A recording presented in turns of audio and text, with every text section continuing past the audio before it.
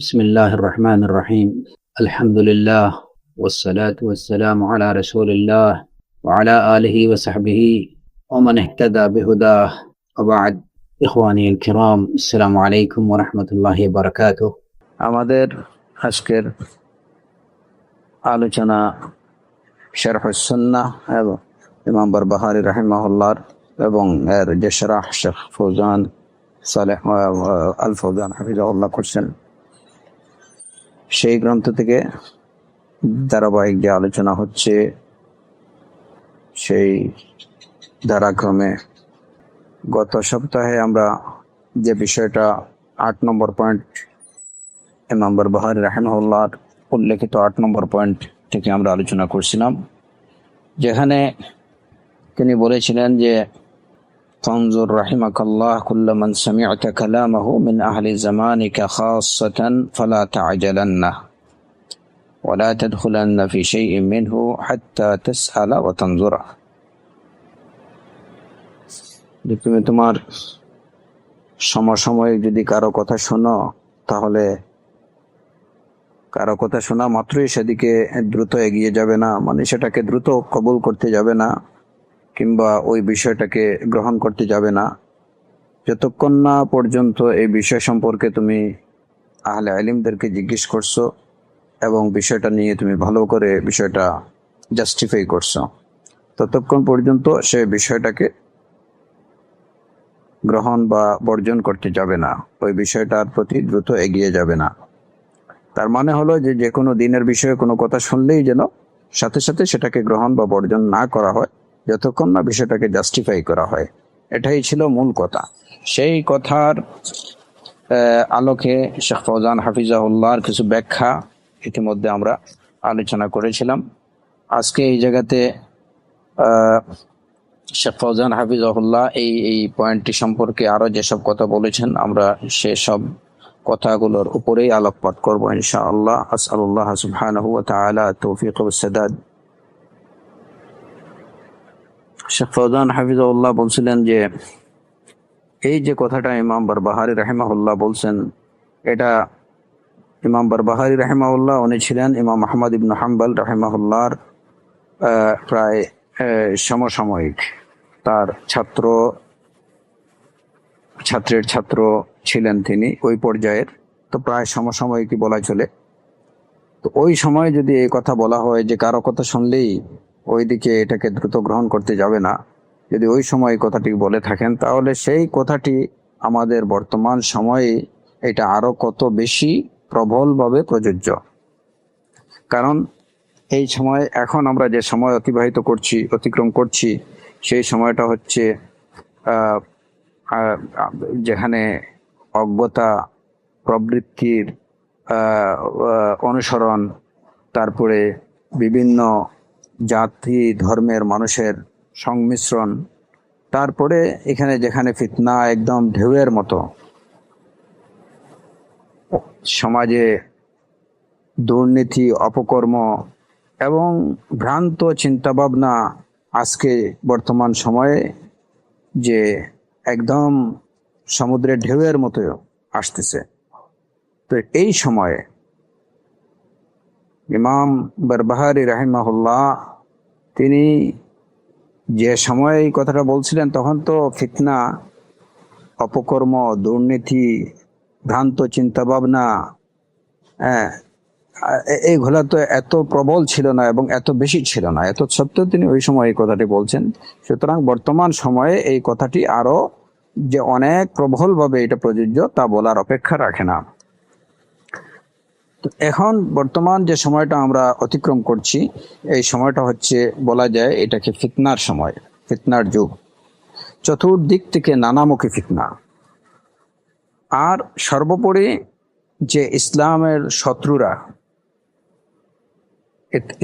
শত্রুরা এরা চাইতেছে যে দ্বীনে ইসলামকে একদম পুরাপুরি উলট পালট করে ফেলতে, মানে দ্বীনের মধ্যে যেসব বিষয় হালাল আছে সেগুলোকে তারা চায় যে মুসলমানরা এটাকে এমন ভাবে উপস্থাপন করতে যে মুসলমানরা হারামকে হালাল মনে করুক এবং হারামকে হালাল মনে করুক।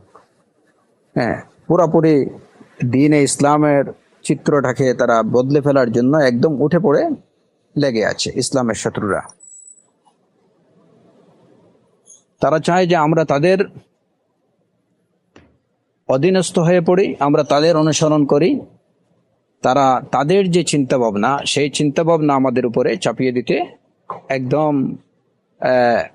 উঠে পড়ে লেগে আছে। তাদের চিন্তা ভাবনা, তাদের রাজনৈতিক মতাদর্শ, তাদের অন্যান্য যত বাতিল আদর্শ আছে, ইসলামের দুশমনরা তাদের আদর্শগুলোকে আমাদের উপরে চাপিয়ে দিতে চাইতেছে। তারা চায় যে আমরা তাদের এই আদর্শগুলো অনুসরণ করি। তো এই কারণে এই সময়ে দ্বীনের বিষয়ে যখন আমরা কোনো কথা শুনব, তখন আমাদের আরো অধিক অনেক অনেক বেশি সতর্কতা অবলম্বন করা আবশ্যক। এবং অনেক বিষয়ই আমাদের, যখনই আমরা কোনো বিষয় শুনবো, তখন এই বিষয়ে আমাদেরকে তাওয়াক্কুফ করা, মানে এই জায়গাতে কোনো পক্ষ না বুঝে, না শুনে, জাস্টিফাই না করে কোনো পক্ষ অবলম্বন করা, ভেরিফাই না করে কোনো পক্ষ অবলম্বন করা, এটাকে গ্রহণ করা বা বর্জন করা থেকে বিরত থাকা আমাদের জন্য আবশ্যক। আর এরই সাথে সাথে আমাদের জন্য আরেকটা বিষয় যেটা প্রয়োজন, সেটা হচ্ছে ওয়া আন নুকবিলা আলা তাফাহুমি কালামিল্লাহি ওয়া কালামি রাসূলিহি ওয়া নাতাফাক্কাহা ফি দীনিল্লাহি আযজা ওয়া জাল।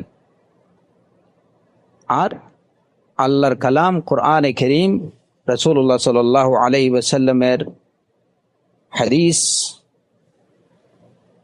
বুঝার, মোট কথা দ্বীন বুঝার প্রতি আমাদেরকে অগ্রসর হওয়া আমাদের জন্য আবশ্যক। দ্বীন বুঝার জন্য সচেষ্ট হওয়া আমাদের জন্য আবশ্যক। তো এই কথাগুলোর মূল কি হচ্ছে? মূল বিষয়টা হলো এটুকু যে বর্তমান সময়ে যেখানে আমাদেরকে চতুর্মুখী ফিতনা আমাদেরকে গ্রাস করে আছে, সব দিক থেকেই ফিতনা, এবং ফিতনা এত বেশি যে আমাদের পদে পদে আমরা ফিতনার মধ্যে আছি। ইসলামের দুশমনরা এরা উঠে পড়ে লেগে আছে। তারা সার্বক্ষণিক কাজ করে যাচ্ছে যাতে মুসলমানদেরকে পদানত করা যায়, মুসলমানদের উপরে তাদের আদর্শ চাপিয়ে দিতে পারে, মুসলমানরা যেন তাদের অধীনস্থ হয়ে যায়, তাদের অনুসারী হয়ে পড়ে। কারণ অনেক আগেই তারা এটা ঠিক করে রাখছে যে যতক্ষণ পর্যন্ত মুসলমানদের মধ্যে কোরআন বিদ্যমান থাকবে, যতক্ষণ পর্যন্ত মুসলমানরা কোরআন এবং সুন্নাহ অনুসরণ করবে, ততক্ষণ পর্যন্ত এই জাতিকে পরাভূত করা যাবে না, তাদেরকে পরাজিত করা যাবে না।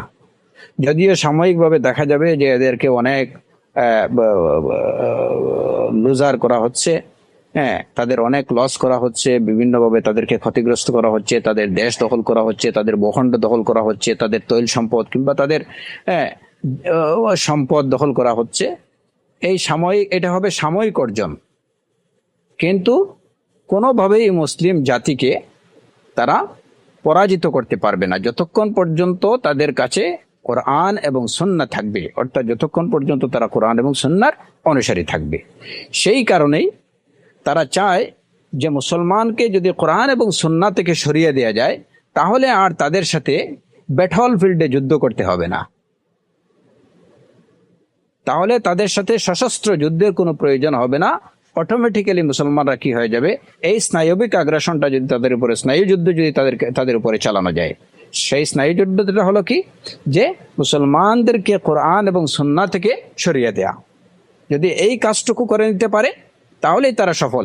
মুসলমানরা তাদের অনুসারী হয়ে যাবে, তাদের প্রধানত হয়ে যাবে, তাদেরকে কোনো সশস্ত্র যুদ্ধ করতে হবে না। তো সেই লক্ষ্যেই ইসলামের দুশমনরা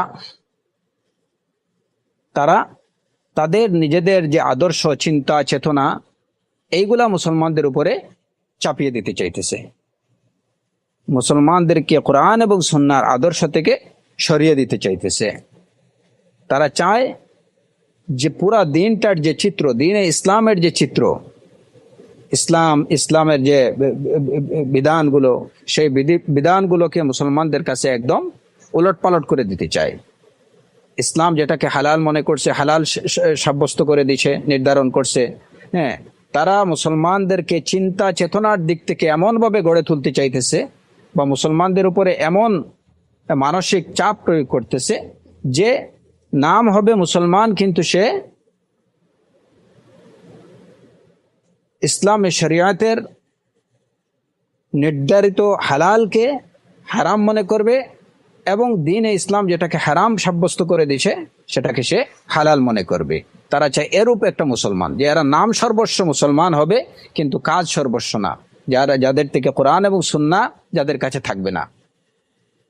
যারা হয়তো স্বাভাবিক তার নামটা থাকবে কি মুসলমান, কিংবা হয়তো তাদের এই যে গরু গোশত খেয়ে মুসলমান, এরূপ মুসলমানই থাকবে, এছাড়া তার কাছে আর কিছু থাকবে না। তারা চায় মুসলমানরা এরকম হোক, তাহলেই তাদের সাথে আর কোনো সশস্ত্র যুদ্ধের প্রয়োজন হবে না। এমনিতেই তারা যা বলবে মুসলমানরা তাই করবে। হাত্তা লাউ দাখালু জুহরা দাব্বিন লা দাখালতুমুহু, যেভাবে রাসূলুল্লাহ সাল্লাল্লাহু আলাইহি ওয়াসাল্লাম বলছেন, হ্যাঁ, লা তাত্তাবিআন্না সুনানা মান কানা ক্বাবলাকুম, যে তোমরা তোমাদের পূর্ববর্তী জাতিদের পথ অনুসরণ করবে একদম পদে পদে। এমনকি তারা যদি গুই সাপের গর্তে প্রবেশ করে, তাহলে তোমরাও তাদের সাথে গুই সাপের গর্তে প্রবেশ করবে। মানে এত মোহাগ্রস্ত হবে মুসলমানরা, এত মোহাগ্রস্ত হয়ে পড়বে। তো এই কাজটুকু করার জন্য তারা মুসলমানদেরকে তাদের মোহাগ্রস্ত করার জন্য তাদের মূল টার্গেট হলো মুসলমানদেরকে কোরআন এবং সুন্নাহ থেকে সরিয়ে দেয়া। তো এই অবস্থায় মুসলমানদের করণীয় কি? মুসলমানদের করণীয় হলো যে যদি তারা নিজের ঈমান এবং দ্বীন নিয়ে টিকে থাকতে চায়, তাহলে অবশ্যই তাদেরকে কোরআন এবং সুন্নাহর প্রতি আরো বেশি অগ্রসর হওয়া উচিত। যেখানে চাইতেছে আল্লাহর দুশমনরা মুসলমানদেরকে কোরআন এবং সুন্নাহ থেকে সরিয়ে দিতে, মুসলমানরা যদি প্রকৃত অর্থেই চায় যে তাদের ঈমান এবং ইসলাম নিয়ে টিকে থাকতে চায়, তাহলে অবশ্যই তাদের কোরআন এবং সুন্নাহর প্রতি আরো বেশি অগ্রসর হওয়া উচিত। কোরআন এবং সুন্নাহ বুঝার, সঠিকভাবে বুঝার, এবং কোরআন এবং সুন্নাহকে যথাযথভাবে মেনে চলার প্রতি তাদেরকে অগ্রসর হতে হবে, সচেষ্ট হতে হবে। এটাই হচ্ছে একমাত্র সলিউশন এবং একমাত্র ট্রিটমেন্ট, যে ইসলামের দুশ্মনদের আগ্রাসী থাবা থেকে নিজের দ্বীন এবং ঈমানকে হেফাজত করার একমাত্র মাধ্যম হলো এটি। অন্য কোনোভাবে যদি মুসলমানরা মনে করে যে আমরা যথেষ্ট যে আধুনিক সমরাস্ত্র আমরা অনেকগুলো ক্রয় করছি, যদি কোনো মুসলিম রাষ্ট্র এইভাবে মনে করে যে আধুনিক সমরাস্ত্র আমাদের কাছে অনেক কিছু আছে, আমরা আমাদের দেশ রক্ষার বা প্রতিরোধমূলক ব্যবস্থা আমাদের কাছে যথেষ্ট আছে, হ্যাঁ, এটা দিয়ে আমরা কি করব? না, এইটা দিয়ে হয়তো দেশের সম্পদ রক্ষা করা যেতে পারে, কিন্তু মূল সম্পদ যেটা যে ঈমান, সেই ঈমান রক্ষা করা যাবে না এগুলো দিয়ে। এর জন্য মুসলমানদের মূল সম্পদ কি? মূল সম্পদ হচ্ছে ঈমান। এই সম্পদকে রক্ষা করতে হলে অবশ্যই মুসলমানদেরকে কোরআন এবং সুন্নাহর সাথে নিজের সম্পর্কের উন্নতি ঘটাতে হবে, কোরআন এবং সুন্নাহকে আঁকড়ে ধরতে হবে। এছাড়া কোনোভাবে অন্য কোনো কিছু দিয়ে ঈমানের নিয়ামতকে, ঈমান নামক সম্পদকে রক্ষা করা, এটা কোনোভাবেই সম্ভবপর হবে না। এমনকি যে মুসলমানরা যদি মনে করে যে কেবলমাত্র বিলিয়ন ডলারের সমরাস্ত্র কিনেই আমি আমার মুসলিম ভূখণ্ডটাকে রক্ষা করতে পারবো, আসলে সেই ধারণাটা হবে ভুল। যদি কোরআন এবং সুন্নাহ থেকে তারা ডিটাচড হয়ে যায়, কোরআন এবং সুন্নাহ থেকে যদি তারা দূরে সরে যায়, তাহলে সেটাও তাদের পক্ষে কোনোভাবে সম্ভব হবে না।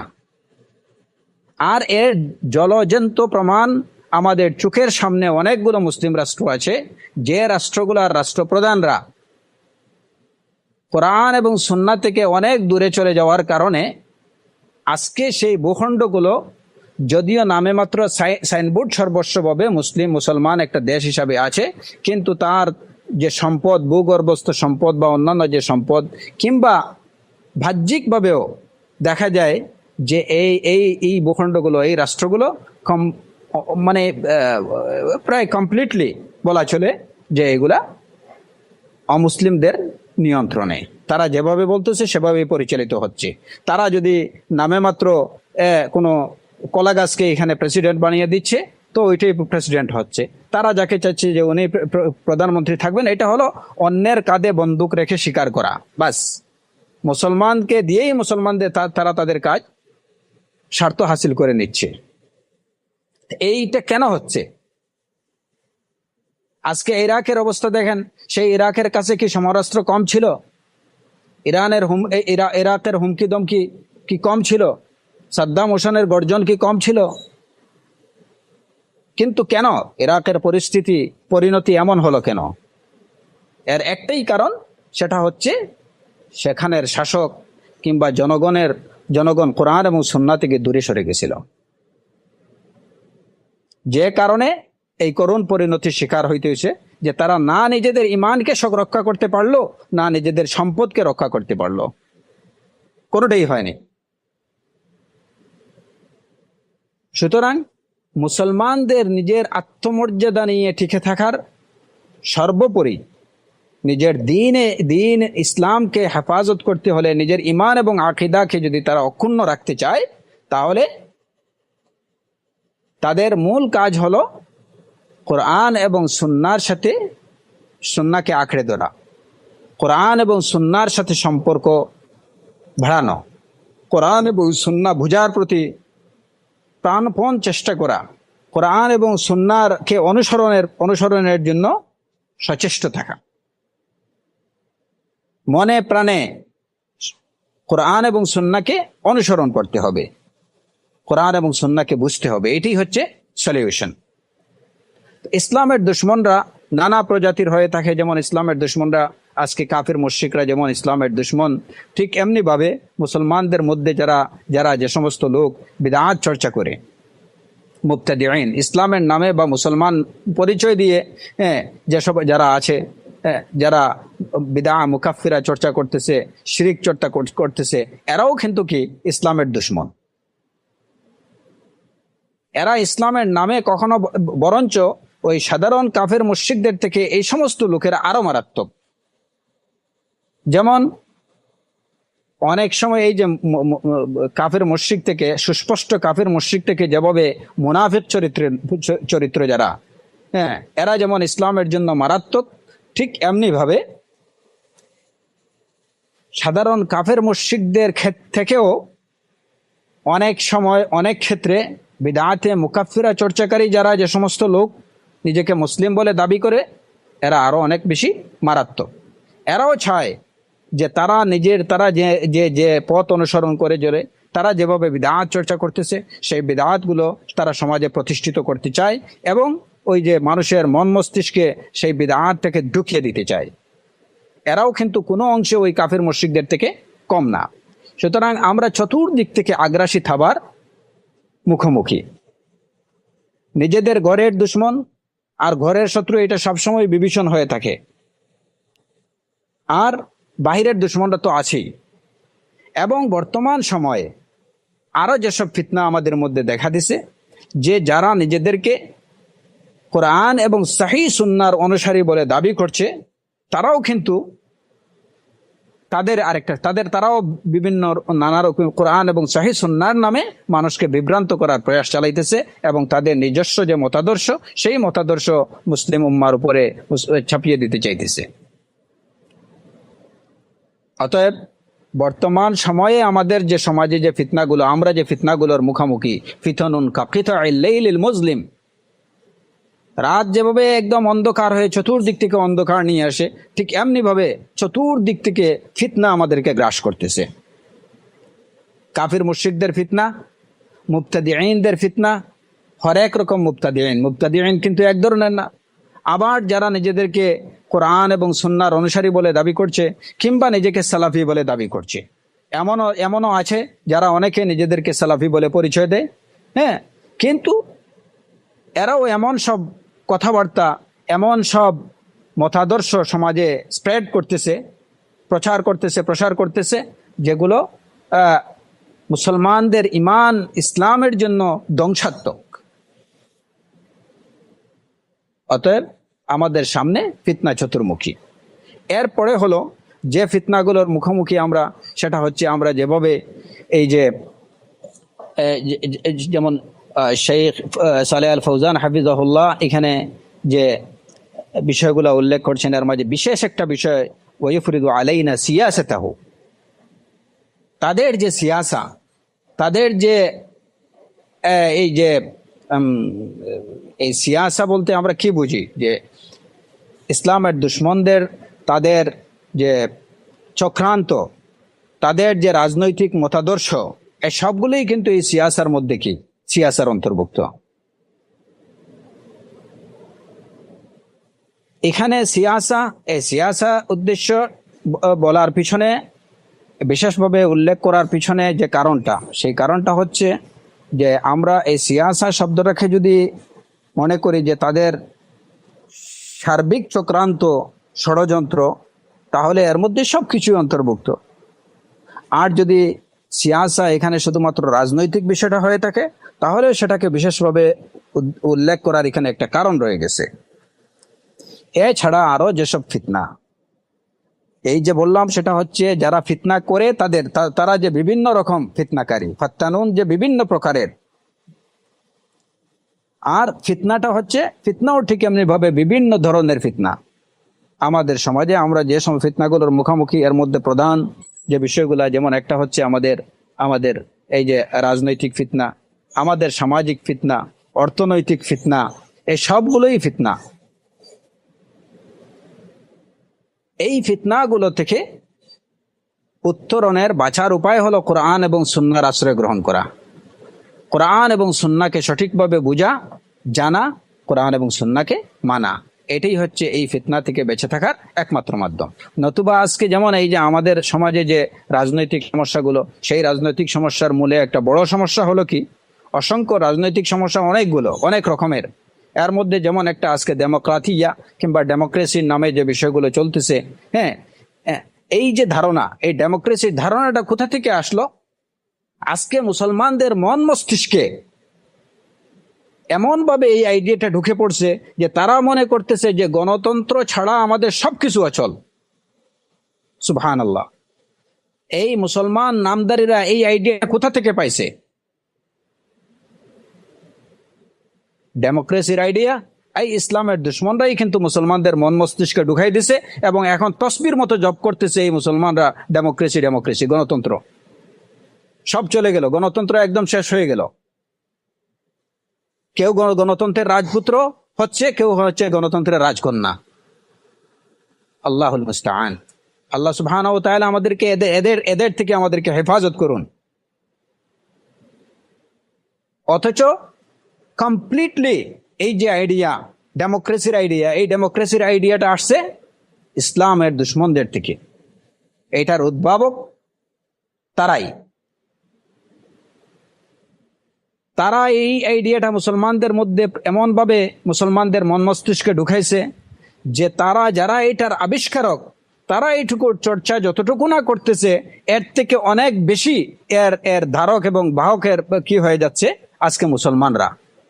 যে কোনো মূল্যে গণতন্ত্র রক্ষা করতে হবে। আল্লাহুল মুস্তাআন। যেখানে একজন মুসলমানের বাচ্চা, মুসলমানের মুখে থেকে উচ্চারিত হওয়ার কথা ছিল যে কোনো মূল্যে আমার ইমান এবং ইসলামকে রক্ষা করতে হবে, সেই মুসলমানের মুখে এরকম কথা শোনা যায় না। এটা আফসোসের বিষয়। প্রতিদিন প্রতিটা মুহূর্তেই আমরা যখনই শুনবো তাদের মুখে এই কথা যে কোনো মূল্যে গণতন্ত্র রক্ষা করতে হবে, তখন এদেরকে আমরা কি মুসলমান বলবো না আর কিছু বলবো, সেটা নিয়ে আমাদের সন্দেহ দেখা দেয়। তবে হ্যাঁ, তাই বলে আমরা তাদেরকে কাফের বলার কিংবা তাদের উপরে কোনো ফতোয়া দিতে যে দেওয়ার দিকে আমরা দ্রুত অগ্রসর হই না, এবং হওয়া উচিত না। যে এইটুকু শুনছি বলেই আমরা তাদেরকে আজকে অমুসলিম বলে ফতোয়া দিয়ে দিব, এমন না। কিন্তু আমাদের দুঃখ বোধ করতে হয় অবশ্যই একজন মুসলমান হিসাবে, যে যখন একটা মুসলমানের মুখে এরূপ কথা শুনি যে যে কোনো মূল্যে আমাকে গণতন্ত্র রক্ষা করতে হবে। আফসোস যদি ওই মুসলমানের মুখে এই কথাটুকু আমরা শুনতাম যে যে কোনো মূল্যে আমাদের ইমান এবং ইসলামকে রক্ষা করতে হবে। সেটাই ছিল আমাদের প্রত্যাশা, আমরা সেটাই শুনতে চেয়েছিলাম। কিন্তু দুঃখজনক হলেও সত্য যে আজকে প্রতিটি মুহূর্তেই আমাদেরকে এরকম বাক্য শুনতে হয়। এটাও হয়তো আমাদের গুনাহের কারণ। তো আমাদের কথা ছিল যে এই যে ইসলামের দুশ্মনরা তারা তাদের যে চিন্তা ভাবনা, ইসলাম বিদ্বেষী যে আদর্শগুলাকে তারা মুসলমানদের মন মস্তিষ্কে এমনভাবে ঢুকাই দিছে যে এখন মুসলমানরা ওই যে পুরাপুরি দিনকে, যেটা শেখ ফৌজান হাফিজাহুল্লাহ বলছেন, ওয়াল আদুউল আন ইউরিদু কালবাদ দ্বীন রাসান আলা আকিবিন, একদম টোটাল উলটপালট করে দিতে চাচ্ছে ইসলামের দুশমনরা। তো দেখেন এই যে গণতান্ত্রিক যে ফিতনা, যেটা রাজনৈতিক যে ফিতনা, সেই রাজনৈতিক ফিতনাতে আমরা কি দেখছি যে টোটাল একদম উলটপালট হয়ে গেছে। যে মুসলমানের মুখে উচ্চারিত হওয়ার কথা যে কোনো মূল্যে ইসলাম রক্ষা করতে হবে, ইমান রক্ষা করতে হবে, সেই মুসলমানের মুখে উচ্চারিত হচ্ছে যে কোনো মূল্যে গণতন্ত্র রক্ষা করতে হবে। গণতন্ত্র চলে যাচ্ছে, শেষ।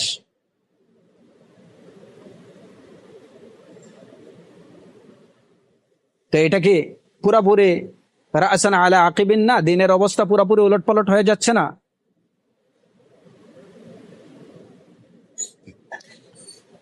এরপরে আমরা এই বিষয়ে বিস্তারিত আলোচনাতে যাচ্ছি না। এরপরে যেমন যে ফিতনা, অর্থনৈতিক যে ফিতনা, আমরা শুধুমাত্র একটা করে যদি উদাহরণ দেখি, অর্থনৈতিক ফিতনাটা আমরা ফিতনার সম্মুখীন। সেখানেও ইসলামের দুশমনরা তাদের চিন্তাভাবনা, ইসলাম বিদ্বেষী চিন্তাভাবনাগুলো, আদর্শগুলোকে মুসলমানদের মন মস্তিষ্কে ঢুকিয়ে দিছে। আজকে গোটা অর্থনৈতিক ব্যবস্থাগুলো, বিশেষ করে আমাদের বাংলাদেশের প্রেক্ষিত আমরা যদি দেখি, তাহলে দেখা যায় যে গোটা অর্থনৈতিক ব্যবস্থাটাই হচ্ছে সুদের জালে আবদ্ধ। গোটা অর্থনৈতিক ব্যবস্থাটাই সুদের জালে আবদ্ধ। আজকে বিশ্বব্যাংক থেকে ঋণ নেওয়া থেকে শুরু করে সব কিছুই আন্তর্জাতিকভাবে এবং অভ্যন্তরীণ পুরা অর্থনৈতিক ব্যবস্থাটাই সুদের উপরে কি নির্ভরশীল। যে সুদকে কোরআনে কারীমে আল্লাহ সুবহানাহু ওয়া তাআলা সুস্পষ্টভাবে বলছেন, আহাল্লাল্লাহুল বাইআ ওয়া হাররামার রিবা, অথচ এই সিস্টেম অনুযায়ী আমাদের পুরা অর্থনৈতিক ব্যবস্থাটা পরিচালিত হচ্ছে। তো সেখানে যে দেশের, বিশেষ করে মুসলমান রাষ্ট্রের অর্থনৈতিক ব্যবস্থা যদি সুদের উপরে নির্ভরশীল হয়ে থাকে, তাহলে মুসলমান রাষ্ট্রের অর্থনৈতিক ব্যবস্থা যদি সুদের উপরে নির্ভরশীল হয়ে থাকে, তাহলে এই রাষ্ট্রের মধ্যে কল্যাণ, খায়ের এবং বারাকার আশা করা এটা কি যায়? অবশ্যই না। বারাকা কোথা থেকে আসবে? বারাকার পথ তো বন্ধ করে দেওয়া হয়েছে যখন সিস্টেমটা চালু করা হয়েছে সুদভিত্তিক সিস্টেম। এবং বর্তমানে আমাদের যে সিস্টেমটা, অঘোষিতভাবে আমাদের আরেকটা সিস্টেম যেটা শুরু হয়েছে এই সুদের সাথে, সেটা হচ্ছে ঘুষের সিস্টেম। সুদের সাথে আরেকটা সিস্টেম অ্যাড হয়েছে, এটা অঘোষিত বৈধতা দেওয়া হয়েছে যেটাকে, এটা হলো ঘুষের সিস্টেম।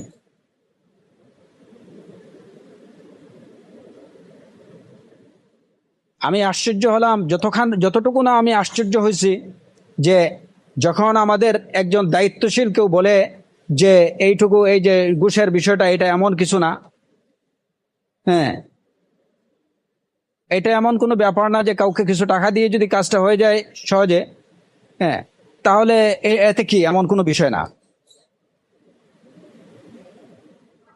একজন দায়িত্বশীলের মুখে এই কথাটা শুনে আমি মোটেও বিচলিত কিংবা আশ্চর্যজনিত হইনি। আমি তখন আশ্চর্য হয়েছি যখন একজন কঠোর তবলিগি একজন লোক, আমাদের সিলেটেরই, এবং একজন হাইলি এডুকেটেড একজন লোক, যিনি তবলিগে অনেক সময় লাগাইছেন এবং বেচারা তবলিগের প্রতিনিধিত্ব করে। ওই লোকের মুখে যখন আমি শুনলাম যে তিনি বললেন যে একজন যে সুদ খায়, যে সুদ নেয়, ঘুষ নেয়, ওই লোকের থেকে যে ঘুষ নেয় না তার থেকে যে লোকটা ঘুষ নেয় সে ভালো, সে উত্তম। ওনার যুক্তি কি? ওনার যুক্তি হলো যে লোকটা ঘুষ নিচ্ছে না, ও তো আপনার কাজ করে দিচ্ছে না। যে লোকটা ঘুষ নিচ্ছে আপনার কাজটা করে দিচ্ছে, আপনার কাজটা হয়ে যাচ্ছে, তাহলে ওই লোকটা উত্তম না? সুবহানাল্লাহ। এখন চিন্তা করেন যে আমরা কিভাবে, মানে আমাদের মস্তিষ্ক, আমাদের ব্রেন কিভাবে ওয়াস্ট হচ্ছে। এই স্নায়ুযুদ্ধের শিকার আজকে আমরা। চতুর্দিক থেকে স্নায়ুবিক আগ্রাসন চলছে। এই লোকের, যে লোক তবলিগে সময় লাগাচ্ছে দিনের পর দিন, মাসের পর মাস, উচ্চ শিক্ষিত লোক, তার মুখ থেকে এই কথাটুকু কিভাবে উচ্চারিত হলো যে লোক সুদ নেয় না, ঘুষ নেয় না, ওই লোকের থেকে যে লোক ঘুষ নেয় সে উত্তম। আমরা যে কথা বলছিলাম সেটা হচ্ছে যে আমাদের যে অর্থনৈতিক যে ফিতনা, যে ফিতনার শিকার আজকে আমরা, যে আজকে পশ্চিমারা, ইসলামের দুশ্মনরা এই যে সুদের যে ব্যবস্থা, রিবা ভিত্তিক যে ব্যবস্থা, এই রিবা ভিত্তিক ব্যবস্থাটা মুসলমানদেরকে এমনভাবে শিখিয়ে দিছে যে এখন আমাদের দেশের, হ্যাঁ, এবং আরো অনেকগুলো মুসলমান দেশগুলোর যে অর্থনৈতিক ব্যবস্থাটা পুরোপুরি সুদের উপরে নির্ভরশীল হয়ে আছে। যে কারণে এই সমস্ত মুসলিম রাষ্ট্রগুলো সবগুলো খায়ের এবং বারাকা থেকে বঞ্চিত। যেখানে আল্লাহ সুবহানাহু ওয়া তাআলা রিবাকে হারাম করছেন, বিজনেসকে হালাল করছেন, সেখানে তারা এই রিবাটাকেই তারা অর্থনৈতিক সমৃদ্ধি অর্জনের মাধ্যম হিসাবে গ্রহণ করছে। তো এখানেও দেখেন যে পুরোপুরি বিষয়টা কি হয়েছে, যে শেখ ফৌজান হাফিজাহুল্লাহ যেভাবে বলছেন যে পুরোপুরি বিষয়টা দুশমনরা চাইতেছে, ওয়াল আদুউল আন ইউরিদু কলবাদ-দ্বীন রাসান আলা আকিবিন। বর্তমানে ইসলামের দুশমনরা বর্তমানে পুরোপুরি দিনটাকে একদম কমপ্লিট উলটপালট করে দিতে চাইতেছে। এই কথাটা এখন দেখেন যে বাস্তবতাটা কি। ওয়ালিল্লাহিল হামদ।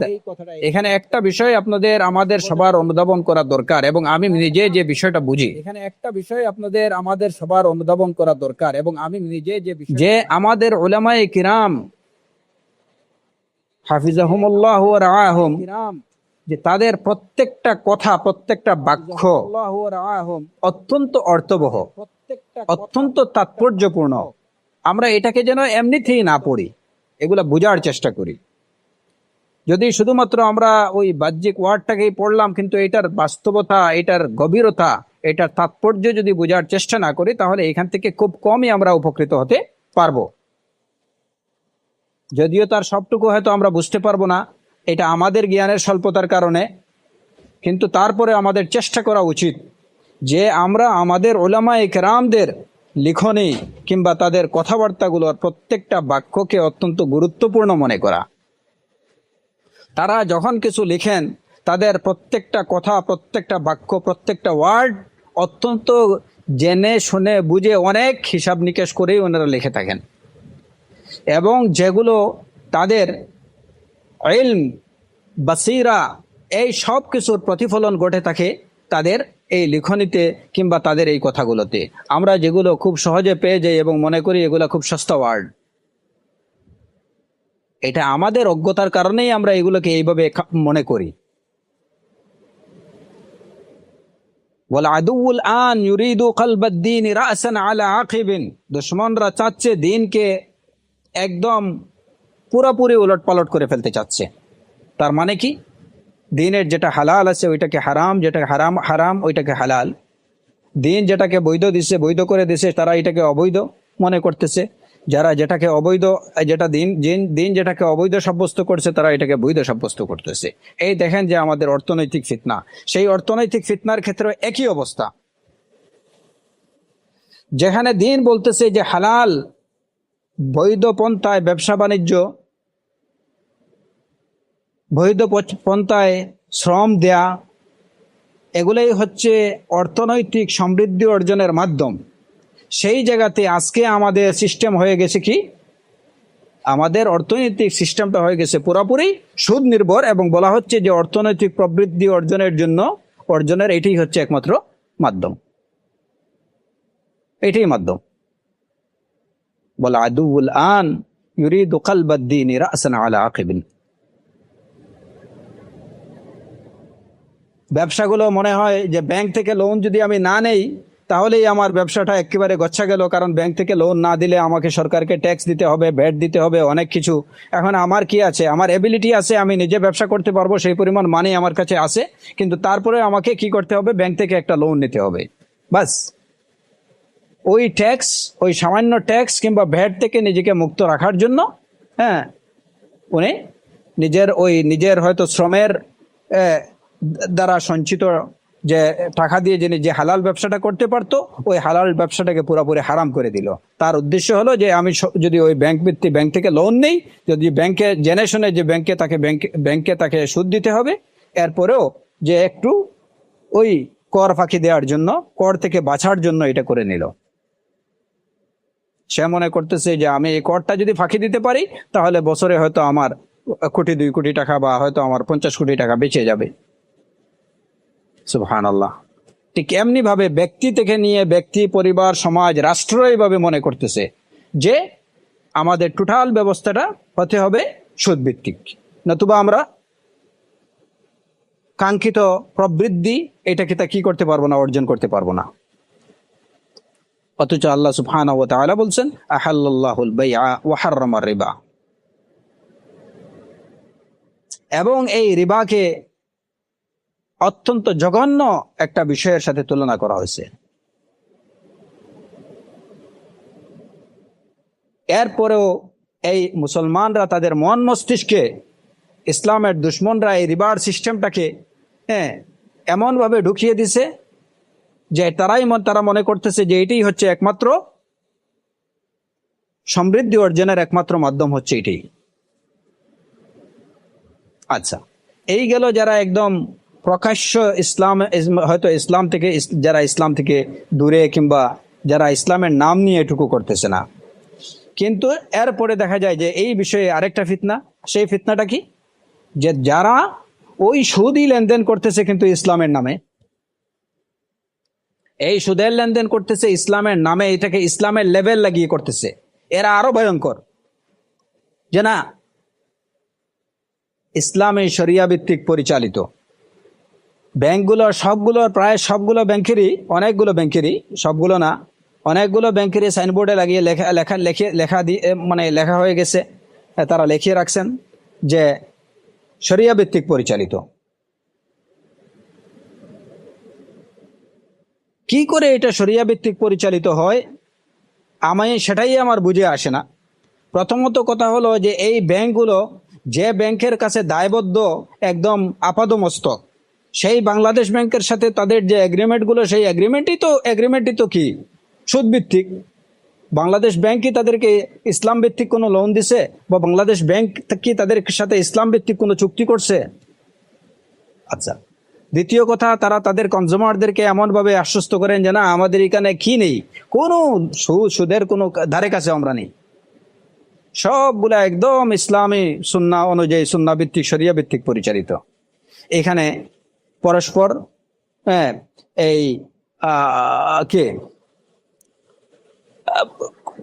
আমরা কোনো ইন্টারেস্ট নির্ধারণ করি না। ব্যবসা পরিচালিত হবে, আপনি লাভ লসে শেয়ার করবেন, খুব ভালো কথা।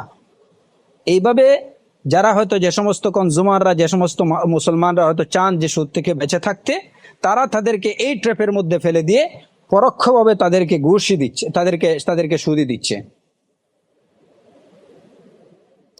কারণ আপনি আজ পর্যন্ত শুনবেন না যে হয়তো কোনো ব্যাংকের যারা, যে সমস্ত এই যে ইন্ডিভিজুয়াল কনজিউমাররা যারা আছেন, যে উনি কোনো ব্যাংকে যারা বলে, এবং খুব বড় গলায় বলে যে আমাদের ব্যাংক শরিয়া ভিত্তিক পরিচালিত,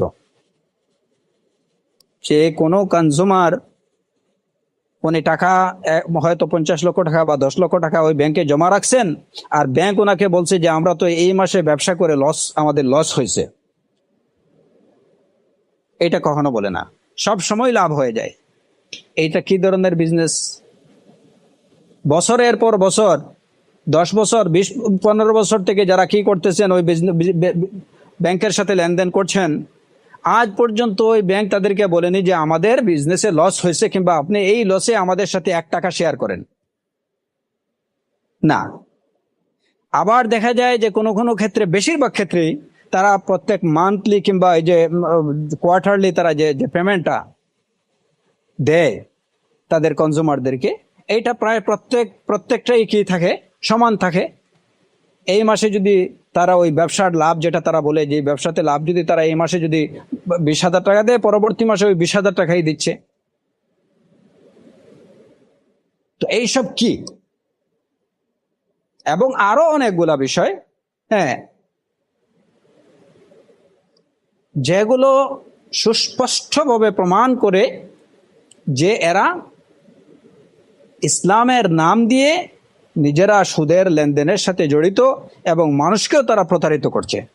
এখন একজন লোক যেহেতু ইসলামী শরিয়া ভিত্তিক পরিচালিত এই সাইনবোর্ড দেখে ওই ব্যবসার সাথে, ওই ব্যাংকের সাথে লেনদেন করলো, হ্যাঁ, ওই ভদ্রলোক উনি তো কখনো তওবার প্রয়োজনও মনে করবে না, কারণ উনি মনে করবে যে আমি শরিয়া ভিত্তিক ব্যাংকিং করছি, সুতরাং আমার তো কোনো গুনাহ হয়নি, আমি তো কোনো পাপ করিনি। তার তওবার পথটাও বন্ধ করে দিচ্ছে। তো এটা কত বড় ফিতনা! এই ক্ষেত্রে যদি একজন লোক জেনে শুনে একটা তাফসিলি ব্যাংকে যদি অ্যাকাউন্ট করে, ওইখানে যেটা শরিয়া ভিত্তিক, যেটা সাইনবোর্ডে লেখা নাই শরিয়া ভিত্তিক পরিচালিত, ওই ব্যাংকে যদি, ব্যাংক থেকে যদি একজন লোক ইন্টারেস্ট নিত কিংবা ওইটাতে ইন্টারেস্ট দিত, তাহলে হয়তো তার এক সময় সে এটা রিয়েলাইজ করতো যে আমার থেকে পাপ হয়েছে, আমি এটা গুনাহের কাজ করছি, হয়তো ওই লোকটা তওবা করার তার একটা সুযোগ থাকতো। কিন্তু সেই পথ রুদ্ধ করে দেওয়া হচ্ছে বিভিন্ন উপায়ে।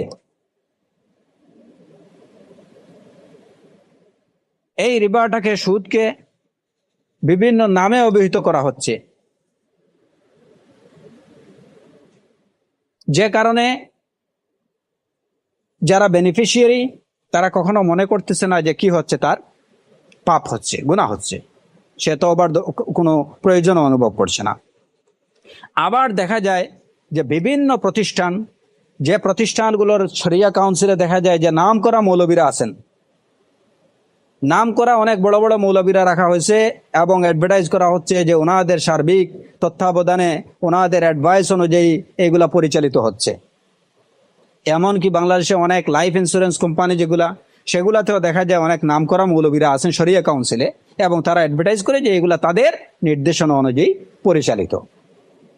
এখানেও আরেকটা বড় ফিতনা, যে তারা ওই সুদ থেকে বাঁচার জন্য কিংবা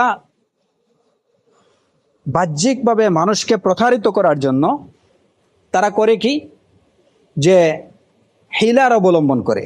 হিলা অবলম্বন করা মানে একটা দুরভিসন্ধি তারা অবলম্বন করে। যেমন আপনাকে একটা বাড়ি, আপনি হয়তো একটা প্রতিষ্ঠান থেকে, হয়তো প্রাইভেট কোনো প্রতিষ্ঠান থেকে আপনি লোন নেবেন, প্রাইভেট প্রতিষ্ঠান থেকে আপনি লোন নেবেন। এখন তারা আপনার কাছে যদি ডিরেক্টলি চায় যে আপনি হয়তো আমাদের থেকে $1,000 কিংবা 1,000 টাকা আপনি লোন নেবেন, আপনি আমাদেরকে এটা 6 মাসে পরিশোধ করবেন, হ্যাঁ, বা 6 মাস পরে আপনি এটা পরিশোধ করবেন, তখন আপনি আমাদেরকে দিতে হবে আপনাকে $1,500 কিংবা $1,200 কিংবা 1,200 টাকা। হ্যাঁ, তো এটা বললে কি হচ্ছে, যে না, অনেকেই কি করবে যে এটা তো সুদ হয়ে যাচ্ছে, তো তারা বলছে যে না, আমরা আপনার কাছ থেকে সুদ নেব না, আপনাকে আমরা সুদ দেব না। তাহলে কি করতে হবে, ওনারা আশ্রয় নিল এমন একটা পন্থার, হ্যাঁ, এটা হলো ছল চাতুরি, এটাকে বলা হয় হিলা, এটা একটা ছল চাতুরি, এটা আরো জঘন্য কাজ। যে ঠিক আছে, আপনি কি কিনবেন ওইটা আমাদেরকে বলেন, হ্যাঁ, আমরা ওইটা আপনাকে কিনে দেব। আপনি আমাদেরকে এখন কি, যেমন আপনি হয়তো একটা বাড়ি কিনবেন, এই বাড়িটা হয়তো $100,000 কিংবা 1 কোটি টাকা একটা বাড়ি, ওইটার দামটা হয়তো 1 কোটি টাকা। এখন ওনারা কিনে নিলেন ওইটা 1 কোটি টাকায়। এবার বলবেন ওনাকে, যাকে ওই যে নগদ টাকা দেওয়ার কথা ছিল, ওনাকে বললেন যে না, এবার আপনি আমাদের থেকে এই বাড়ি নিয়ে নেন, আপনি আমাদেরকে কি দেবেন, 6 মাস পরে দিয়েন, আপনি আমাদেরকে 1,000 কোটি, আমরা 1 কোটি টাকা দিয়ে কিনছি, আপনি আমাদেরকে 1,50,00,000 দিয়েন বা 1,20,00,000 টাকা দিয়েন, আপনি 6 মাস পরে বা 1 বছর পরে বা আপনি 5 বছরে এটা পরিশোধ করবেন। বিষয়টা ভালো করে বুঝে রাখেন। বাহ্যিকভাবে আপনি এটা কি হলো, সুদ থেকে বাঁচা গেল তো ঠিক আছে, কিন্তু আপনার কি ইন্টেনশন, আপনার ইন্টেনশন কি? এটাই হচ্ছে রাসূলুল্লাহ সাল্লাল্লাহু আলাইহি ওয়াসাল্লামের ওই হাদিস, ইযা তাবায়াতুম বিল ঈনা, ইযা তাবায়াতুম বিল ঈনা ওয়া আখাযতুম আযনাব আল বাকর ওয়া তারাকতুমুল জিহাদ ফি সাবিলিল্লাহ সাল্লাল্লাহু আলাইকুম যুল্লা। বাইউল ঈনা, এটাই হচ্ছে বাইউল ঈনা। এটা একটা ছলচাতুরির বিজনেস। আপনি আমার থেকে, আমি যে বাড়ি আমার পছন্দ হয়েছে, আমি সেই বাড়ি কিনবো, আমি আমার টাকা দিয়ে কিনবো। হ্যাঁ, আমি আপনাকে পছন্দ যে এটা আমি কিনতে চাই, আমি এটা পছন্দ আমি কিনতে চাই, তাহলে তো আপনি টাকা আমাকে দেন, আমি কিনি, আপনি কিনবেন কেন? আপনি কিনে আবার আমাকে দিচ্ছেন, তাহলে মানে হলো ওই একটু ডাইরেক্ট না খেয়ে একটু ইনডিরেক্টলি খাওয়া হলো। এটাই হচ্ছে বাইউল ঈনা।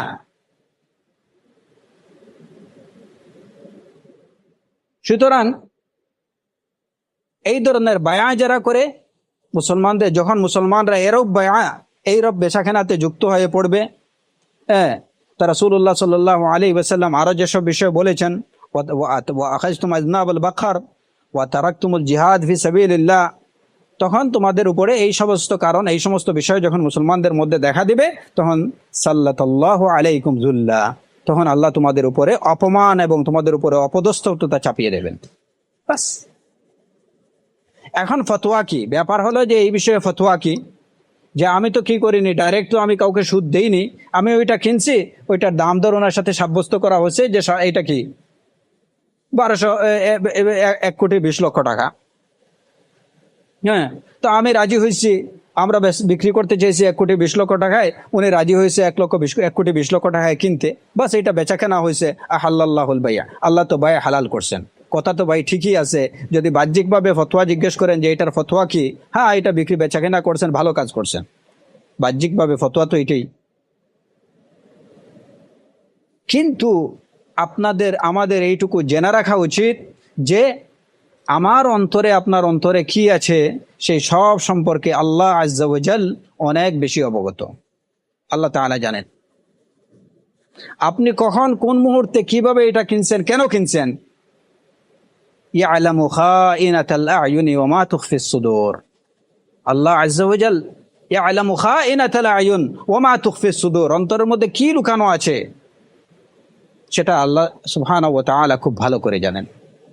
সুতরাং ফতোয়া সে যাই হোক, কোনো সত্যিকার কোনো আহলে ইলম, উলামায়ে হাক্কানি রাব্বানি এইরকম ব্যবসার অনুমোদন দেন না, দেননি এবং দিতে পারেন না। এবং এক কথা, এই ধরনের ব্যবসা, এই ধরনের লেনদেন অবশ্যই এটা কি তাকওয়ার খেলাফ, এবং এইটা অপদস্থ এবং অপমানিত হওয়ার একটা অন্যতম কারণ, যেভাবে রাসূলুল্লাহ সাল্লাল্লাহু আলাইহি ওয়াসাল্লাম বলেছেন। তারপরে আমাদের যে সমস্যা, যেমন সামাজিক সমস্যার ব্যাপারে, সামাজিক ফিতনার মধ্যেও আমরা নিপতিত। যেমন এ বিষয়ে এই যে আমাদের সমাজে সুদের যে লেনদেনের যে সিস্টেম যেটা চালু করা হয়েছে, ঘুষের লেনদেন, সেই ঘুষটা এটা হচ্ছে একটা সামাজিক ব্যাধি। এইটাও একটা ফিতনা হয়ে গেছে, যে মানুষের মনের মধ্যে একদম এমনভাবে এটা ঢুকিয়ে দেওয়া হয়েছে যে অনেক দায়িত্বশীলরাও বলতেছেন যে এটা নাথিং, এটা এমন কিছু না। আপনার কাজটা একজন লোক দ্রুত করে দেবে, হয়তো আপনার ফাইলটা 4 তলা থেকে নিয়ে আসার কথা ছিল 4 দিন পরে, তো আপনি কিছু টাকা দিলেন, লোকটা হয়তো এক্ষুনি নিয়ে আসলো, একটু কষ্ট করলো সেও, আপনি একটা পেন্ট গিভ অ্যান্ড টেক একটা সিস্টেম, এটা থেকে এমন কিছু না। অথচ আর রাশি ওয়াল মুরতাশি কিলাহুমা ফিন্নার, রাসূলুল্লাহ সাল্লাল্লাহু আলাইহি ওয়াসাল্লাম যেটা বলছেন যে ঘুষ যে দেয় এবং যে নেয় দুইজনই কি দুজহে। আমরা বলতেছি যে এটা কিছু না।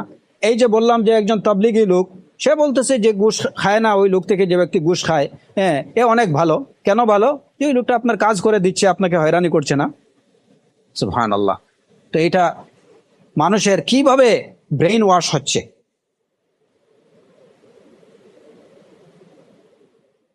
আমরা এইরকম মানে অনেকগুলো চতুর্দিক থেকে আমাদের ফিতনা, বিভিন্ন নানামুখী ফিতনা এবং বিভিন্ন দিক থেকে এই ফিতনাগুলো আসতেছে। কাফের মুশরিকদের থেকে যেমন আসতেছে, ঠিক তেমনি ভাবে যারা নিজেদেরকে মুসলমান বলে দাবি করে, ইভেন যারা নিজেদেরকে হাদিসের অনুসারী বলে দাবি করে, তাদের থেকে এই ধরনের ফিতনা আসতেছে। তো এই সব ফিতনা থেকে আমাদের রক্ষার, বেঁচে থাকার উপায় কি? উপায় হলো কোরআন এবং সুন্নাহকে সঠিকভাবে বুঝা, কোরআন এবং সুন্নাহকে সঠিকভাবে অনুসরণ করা। এটাই হচ্ছে একমাত্র পথ, যেটা শেখ ফৌজান হাফিজাহুল্লাহ বলছেন, ওয়া আন নুকবিলা আলা তাফাহুমি কালামিল্লাহি ওয়া কালামি রাসূলিহি ওয়া নাতাফাক্কাহা ফি দীনিল্লাহ। দ্বীনের ফিকহ অর্জন করা, দ্বীনের জ্ঞান অর্জন করা এবং আল্লাহর কালাম, রাসূলুল্লাহ সাল্লাল্লাহু আলাইহি ওয়াসাল্লামের হাদিস, এগুলা বুঝার দিকে অগ্রসর হওয়া। এবং সর্বোপরি যে বিষয়টা, এই যে এখানে ইমাম বারবাহারি রাহিমাহুল্লাহ যেটা বললেন, যে দ্বীনে যখন কোনো বিষয় তোমার সামনে আসবে, তখন তুমি এটাতে কি করো না, তাড়াহুড়ো করো না, এটাকে ভেরিফাই করো, এটাকে জাস্টিফাই করো, আহলে ইলমদেরকে জিজ্ঞেস করো, দেখো এটা ঠিক কিনা, তারপরে এটাকে গ্রহণ কিংবা বর্জন করো। তো যখন কোনো দিনই কোনো বিষয় আসবে, আমাদের কাজ হলো তাওয়াক্কুফ। বেশিরভাগ ক্ষেত্রেই আমাদের কাজ হবে তাওয়াক্কুফ করা, অর্থাৎ এটাকে না দ্রুত গ্রহণ না করা, দ্রুত বর্জনও না করা। যে শুনলাম ওই লোকটা বলছে না এটা বাদ, ওই লোক বলছে না এটা ঠিক আছে, আর কোনো কথা নেই, ফুলান বলছেন হ্যাঁ এটা এটা আর কিছু শোনা যাবে না, ঠিক আছে, কিংবা ও ফুলান বলছেন এটা বাদ দাও, এটা আর শোনাই যাবে না। না, দ্বীনের বিষয়ে গ্রহণ কিংবা বর্জন কোনো ক্ষেত্রেই তাড়াহুড়া করা যাবে না। তাওয়াক্কুফ, বেশিরভাগ ক্ষেত্রেই আমাদের দ্বীনের অধিকাংশ ক্ষেত্রেই তাওয়াক্কুফ করতে হবে। আপনি থামেন, দেখেন এই বিষয়ে এভিডেন্স আছে কিনা, উলামায়ে কেরাম এই সম্পর্কে কি বলছেন, যে কথাটা আপনি শুনছেন সেটা সঠিক কিনা, এই বিষয়গুলো জেনে নেন, তারপরে এটাকে গ্রহণ করেন অথবা বর্জন করেন। যদি দেখা যায় এই যুগে এর পক্ষে সঠিক দলিল প্রমাণ আছে, উলামায়ে কেরামদের থেকে এর পক্ষে কথা আছে, এটাকে গ্রহণ করেন। যদি দেখা যায় যে না, এটা কোরআন এর পক্ষে কোনো দলিল নেই, কিংবা উলামায়ে কেরামের বিপরীত কথা বলছেন, হ্যাঁ, এটাকে বর্জন করেন। তো এটাই হচ্ছে আমাদের ঈমান, ইসলামকে রক্ষা করার একমাত্র উপায়। কোরআনে কারীমকে বুঝতে হবে, হাদিসকে বুঝতে হবে, দ্বীন বুঝতে হবে, দ্বীনের জ্ঞান অর্জন করতে হবে, নতুবা এইসব ফিতনা থেকে বাঁচার কোনো উপায় নেই। এরপরে শেখ ফৌজান হাফিজাহুল্লাহ বলছেন, ফাল ফিকহ ফিহি ইসমাতুম মিনাল ফিতান, যে ফিকহের মধ্যেই হচ্ছে কি ফিতনা থেকে বাঁচার জন্য ফিকহটাই হচ্ছে প্রোটেকশন, এর মধ্যেই হচ্ছে দ্বীন, যে ফিতনা থেকে হেফাজতের উপকরণগুলো কিসের মধ্যে আছে? ফিকহের মধ্যে।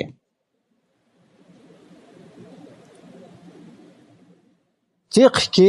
ফিকহ হচ্ছে আন্ডারস্ট্যান্ডিং, আল ফিকহু ওয়াল ফাহম।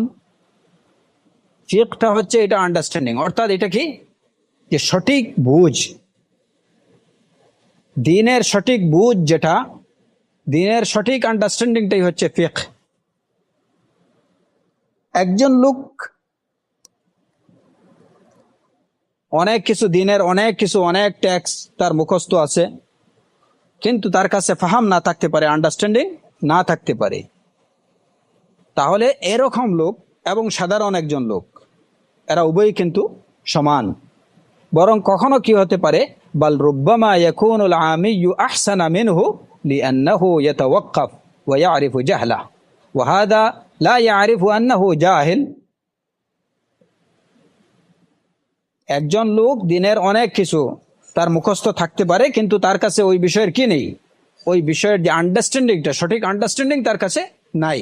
এরকম লোক এবং একজন আম উম্মি লোক, দুইজনই কিন্তু কি সমান, বরং কোনো কোনো ক্ষেত্রে শেখ সালেহ আল ফৌজান হাফিজাউল্লাহ বলছেন যে কোনো কোনো ক্ষেত্রে ওই যে দিনের অনেক ইবারাত তার মুখস্থ আছে, আর একজন লোক হলো উম্মি লোক, এই দুইজনের মধ্যে ওই উম্মি লোকটা হয়তো ওই যে লোকটা মুখস্থ করছে অনেক কিছু ও তার থেকে ভালো হতে পারে।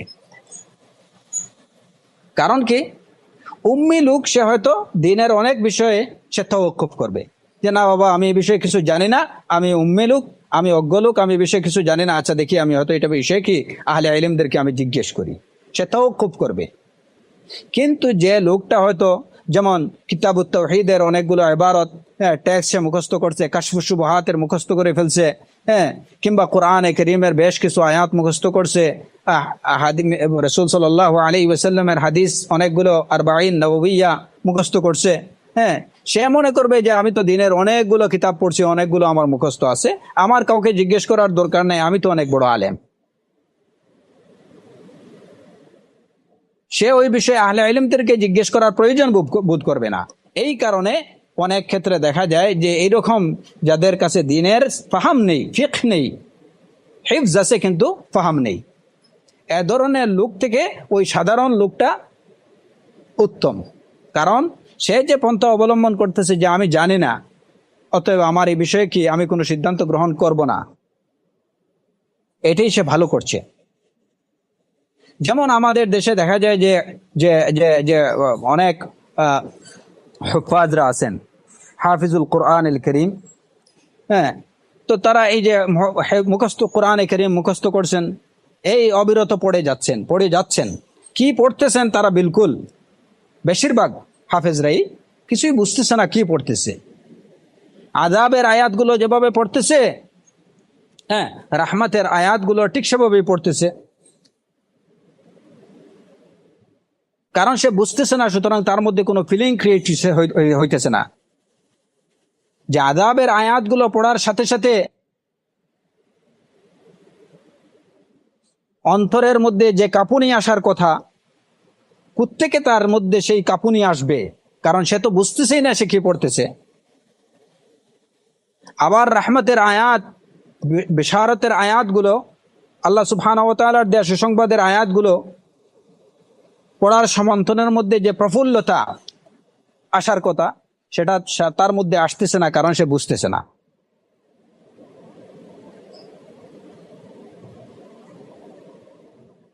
তো ফিকহ যেটা, এই ফিকহটা হচ্ছে দ্বীনের সমঝ, দ্বীনের সঠিক বুঝ, এইটা প্রয়োজন, এইটা অর্জন করতে হবে। আপনি দ্বীন সম্পর্কে বুঝতে হবে যে শুধুমাত্র আমি অনেক কিছু পড়ছি, অনেকগুলো পড়ছি, তো এটা শুধু মুখস্থের ব্যাপার না। ঠিক এমনি ভাবে অনেকে আছে যে অনেক ইবারতগুলো আমি পড়ছি আর অর্থ বুঝতেছি, অনেক ইবারত পড়ছেন, অনেকগুলো সাহি কিতাব, নির্ভরশীল গ্রন্থগুলো আপনি হয়তো পড়ছেন, এইগুলা অর্থ বুঝছেন, এটাই কিন্তু আপনার জন্য যথেষ্ট না। এখানে কি বলা হয়েছে সেই বিষয়টা আপনাকে সঠিকভাবে বুঝতে হবে, কি বলা হয়েছে সেটা আপনাকে বুঝতে হবে। আল ফিকহু হুয়াল ফাহম, বুঝতে হবে। এবং সেই বুঝাটা কি, শুধু অর্থ বোঝা না।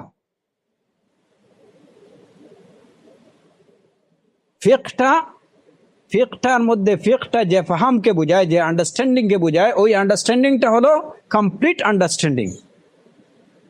আমি একটা বিষয় তার অর্থ যেভাবে বুঝবো, তার প্রেক্ষাপটটা আমাকে বুঝতে হবে, কেন বলা হয়েছে, এর দ্বারা কি বলা হয়েছে, কি উদ্দেশ্য করা হয়েছে, সে বিষয়টাকে আমাকে বুঝতে হবে। তখনই আমার ফাহামটা মোটামুটি এটা একটা ফাহাম বলা হবে।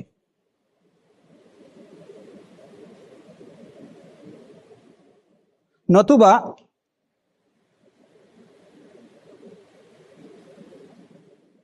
কেউ যদি যেমন কোরআনে কারীমের এই আয়াত পড়ে, ফামান শাআ ফালিউমিন ওয়ামান শাআ ফালিয়াকফুর, আল্লাহ সুবহানাহু ওয়া তাআলা বলছেন যে চায় সে ঈমান আনুক, যে চায় সে কুফর করুক, যে চায় সে ঈমান অবলম্বন করুক, যে চায় কুফর অবলম্বন করুক। এখন এই আয়াতের একজন আরবি লুগা জানে, আরবি ল্যাঙ্গুয়েজ সম্পর্কে অবগত একজন লোক যদি এই আয়াতটা পড়লো, তারপরেই তো এটাকে দলিল দিতে শুরু করবে যে না, ইমান, তুমি ইমান আনো কিংবা কুফর আনো, তাতে কোনো অসুবিধা নেই। আল্লাহ সুবহানাহু ওয়া তাআলা অপশন দিয়ে দিয়েছেন, দুইটা থেকে যে কোনো একটাই করতে পারে, এতে কোনো অসুবিধা নেই। হ্যাঁ, বাহ্যিক অর্থটা তো এইটাই, আয়াতের বাহ্যিক অর্থ তো এটাই।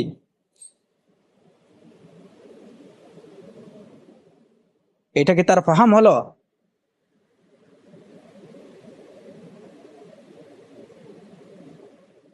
অতএব কোন ইবারত, অনেকে আছে যে অনেকে আত্মতৃপ্তিতে ভুগে, আমি আমি লামিয়া মুখস্থ করছি, আমি নুনিয়া মুখস্থ করে ফেলছি, আমি কিতাবুত তাওহীদ মুখস্থ, কাশফুস শুবুহাত আমার মুখস্থ, হ্যাঁ, তারপরে তোমার এই যে সালাসাতুল উসুল আমার মুখস্থ, আল কওয়াইদুল আরবাআ মুখস্থ, হ্যাঁ, অনেকগুলো ইবারত মুখস্থ করে ফেলছে, মাশাআল্লাহ। এরপরে যে তার তার মনে মনে কি, যে আমি দিনের অনেক কিছু বুঝে ফেলছি, আর আহলে ইলমদের কাছে যাওয়ারও দরকার নেই, তাদেরকে জিজ্ঞেস করার দরকার নেই। লা ইয়া আখি, লা, আবাদান। মুখস্থ করা হয়েছে বটে, কিন্তু ফিকহ অর্জন হয়নি।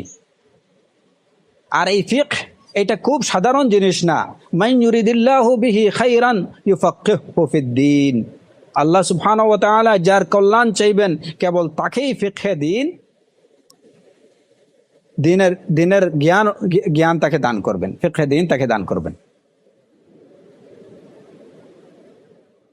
সুতরাং কারো এইভাবে কোনো কিছু, যে আমি কিছু আয়াত 100 কোরআনে কারীম পুরো মুখস্থ করে ফেলছি, কিংবা রাসূল সাল্লাল্লাহু আলাইহি ওয়াসাল্লামের অনেকগুলো হাদিস আমার মুখস্থ, অনেকগুলো কিতাবের ইবারত আমার মুখস্থ, এইগুলোতে এই মুখস্থ করেই আত্মতৃপ্তিতে ভোগা উচিত না।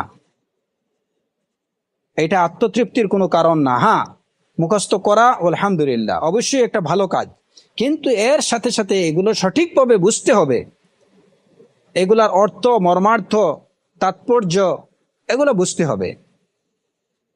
তখনই এই মুখস্থ করাটা এটা কি হবে, সফল হবে। নতুবা এই যে বিভিন্ন হাফেজদের মতো যে কি পড়তেছে, আল্লাহ সুবহানাহু ওয়া তাআলা এখানে কি বলছেন ও কিছুই বুঝতেছে না, পড়েই যাচ্ছে। হ্যাঁ, কোরআনে কারীম হওয়ার কারণে অবশ্যই সে যে তিলাওয়াত করতেছে, তিলাওয়াতের সওয়াব তো অবশ্যই পাবে, কিন্তু তাই বলে যদি ওইভাবে কেউ যে মনে করে যে আমি কোরআন পড়লেও যেভাবে সওয়াব পাওয়া যায়, আমি কিতাবুত তাওহীদ মুখস্থ করছি বা কাশফুস শুবহাত মুখস্থ করছি, ওইভাবে সওয়াব পাবো, এটা এই ধরনের চিন্তা ভাবনা এটা ভুল। যদি ওইগুলার অর্থ না বোঝা হয়, যদি কেউ অর্থ সহ ওইটা মুখস্থ করে, তাহলে অবশ্যই তার এটা ফিকহে দ্বীনের একটা পরিপূরক, সম্পূরক, এবং এটা অবশ্যই অত্যন্ত ফায়দাজনক একটা কাজ, এটা প্রয়োজন। অর্থ না বুঝে, বিষয়বস্তু না বুঝে শুধুমাত্র মুখস্থ করা এটা অনর্থক, অর্থ বুঝতে হবে।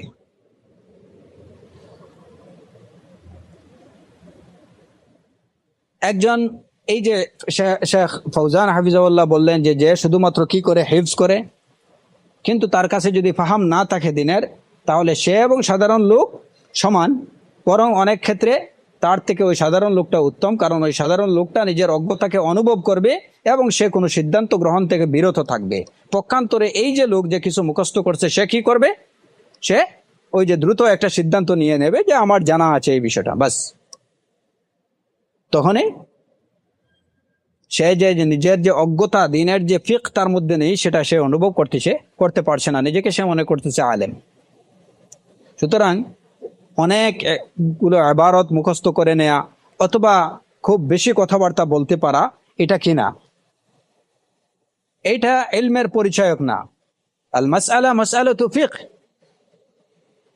একজন লোক খুব সুন্দর চমৎকার ভাবে মানে একদম রোমান্টিক উপস্থাপনায় 2 ঘন্টা 3 ঘন্টা লেকচার দিতে পারে, দিনে বিষয়ে কথাবার্তা বলতে পারে, হ্যাঁ, কিংবা একজন লোক অনেক কিছু তার মুখস্থ। শাইখ হাফিজাহুল্লাহ বলছেন যে লাইসাতিল মাসআলা কাসরাতু হিফজিন আও কাসরাতু কালামিন।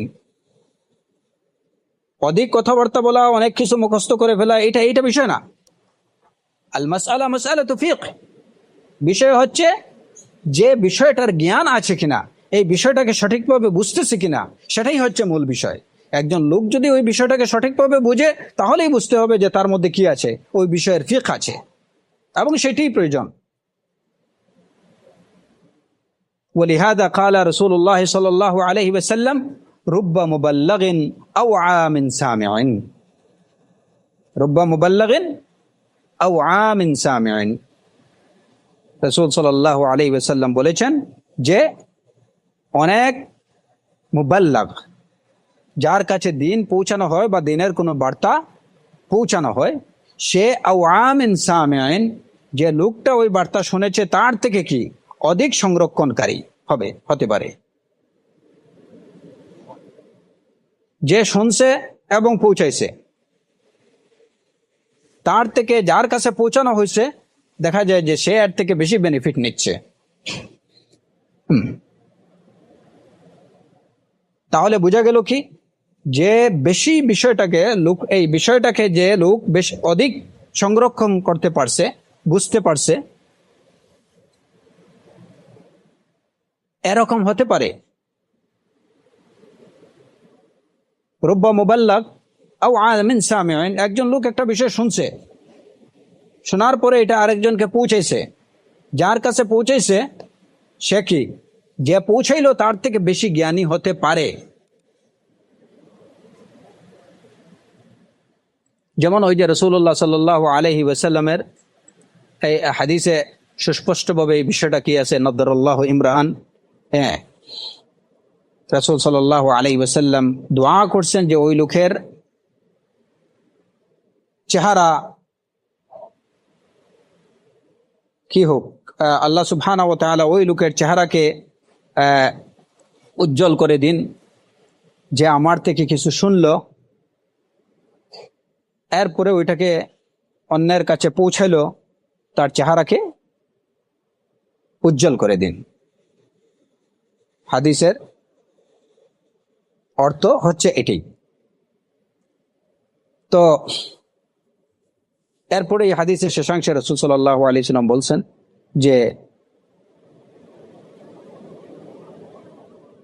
যে বিষয়টা পৌঁছালো, যার কাছে পৌঁছানো হলো, সে তার থেকে বেশি কি হতে পারে,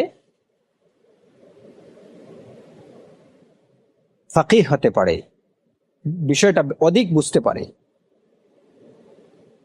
যার কাছে পৌঁছানো হলো সে যে পৌঁছাইলো তার থেকে অধিক জ্ঞানী হতে পারে। সুতরাং কোন বিষয়টাকে এখানে প্রাধান্য দেয়া হচ্ছে, যে ফিকহ, যার কাছে যে এই বিষয়টাকে সঠিকভাবে বুঝবে, যে পৌঁছাইলো তার থেকেও যার কাছে পৌঁছানো হয়েছে সে এটাকে বেশি বুঝতে পারে, বিষয়টাকে সঠিকভাবে বুঝতে পারে। যে পৌঁছেছে সে এটাকে সঠিকভাবে নাও বুঝতে পারে, সে শুধুমাত্র হেফজ করছে, মুখস্থ করছে। সুতরাং দ্বীনে ইসলামের দ্বীনের ফিকহ অর্জন করা এইটা সবচেয়ে বেশি প্রয়োজন।